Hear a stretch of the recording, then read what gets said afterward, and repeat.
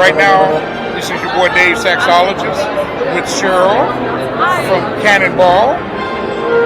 How are you? I'm just doing great and happy to be here. Pam is great, and we're so happy about our new saxophone. This is our 30th year of doing business with Cannonball. Right. And you guys are doing a great job. And the blue one, the new 30th anniversary is just gorgeous. Oh, thank you. Yeah. So that one was that's been a work. I mean, we've been working to get just the right color. Right. And it's such a pretty lacquer. It's got some components in it that make it luminescent, that beautiful, luminescent, not just a powder blue, but it's very, very pretty. And you know your horns, because I played the Black Ruby. Your horns, the sound and the style, it's no comparison. So how did you guys come up with these beautiful designs? Well, we started a long time ago. I was a band director, and it was a beautiful. And I grew up on a horn that played terribly out of tune. And when you play it, and the director would say, "Sheryl, if you ever hit that C sharp, if you're playing longer than an eighth note, don't play." It's so flat. Right. And so it was important that we had a horn that played really well. Okay. And Tevis, my husband, he was a musician, a professional musician for many years. Right.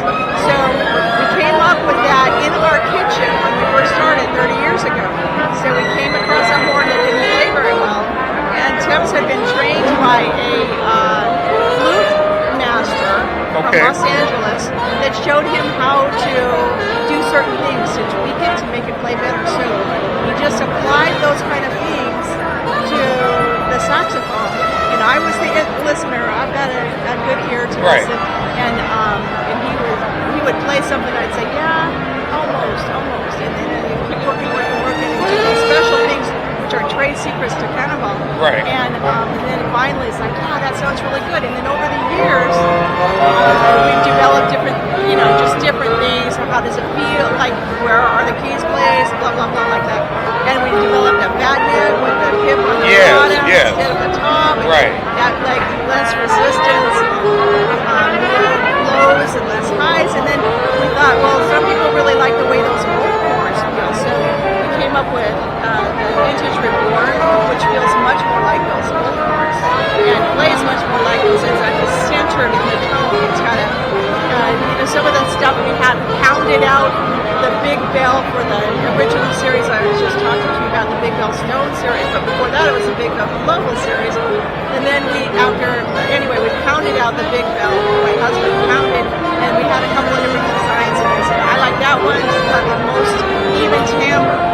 And so we went with that. And then for the I'm bouncing back and forth. Sorry. No, that's okay. Follow me. That's okay. But now we're at the Vintage Reborn, and it's really different. It's much more of a compact sound, and it doesn't have the fat neck. It's just a nice compact sound. So that's just a couple of ideas, but we're always experimenting. And somebody will come running out of the office. Look what I found. Look what I did. Look what I discovered. And like I'll tell you a funny story. We had once we were we were trying to do. We're crazy, but we did square tone holes. Okay. We tried square tone holes, and when we first played it, it's like, I'm thinking, wow, that's amazing. And then after hearing it for a while, I said, no, it's not amazing, it's just loud. So never mind. Those are kind of some of the things that we do. How do you guys come up with those stones? Okay, that was an accident, because we used to do mother of pearl, but people thought it was plastic because it wasn't iridescent. And so people would say to me, why do you keep putting plastic stone buttons on your saxophone? And I said, no, those are mother of pearl. Look, if you could see the back, you would see the fish part of it. So I thought, let's just do something different. We want to do something different. So we just experimented and did the stones, semi-precious stones. And we found out that they did some really amazing things. Yeah. So we went through a lot of tests, and we got patented using those because they changed the pitch of the overtones way up high, or all the way up, and they changed the loudness of each overtone too. That varies. So Okay. having it more dense like that is what changed that. So that was by accident because I wanted it to look different, but it ended up sounding and playing really good. How do you go about getting your endorsers, the saxophone players? You have some great players. How do you go about We doing do. that? We are so blessed. We have great endorsers. Well, if they contact us, we used to try to, ask somebody, but that just doesn't work. Right. If they contact us, then they go through there's an endorser committee, and they have to apply and listen. And anyway, it's hard because there are a lot of applications. Yeah. We can't choose everybody. Right. The competition is pretty fierce, but Okay. that's how that happens. All right. Well, you know what? Thank you so much for your time, and your instruments are just so wonderful. Thank you. And I'm trying my best not to leave with that blue tenor, but Yeah. I don't know though. We might have to talk about that. Okay. It's delightful to talk to you, and thanks everybody for listening. Thank you so much, and I'm going to take a tour around here with all this, and I'm going to post this. Thank you so much, Sheryl. Thank you. Okay. Delightful. All right. That was Sheryl from Cannonball. Thank you guys for watching Saxa Friends. This is where we bring all the good stuff here. Check this out. Now I'm just going to go around and you can check the rest of the horns out.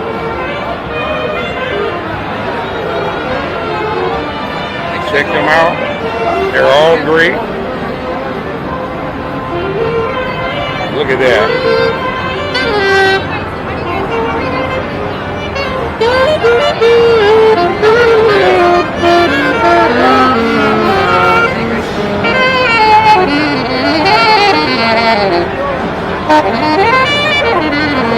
What's up, Doc?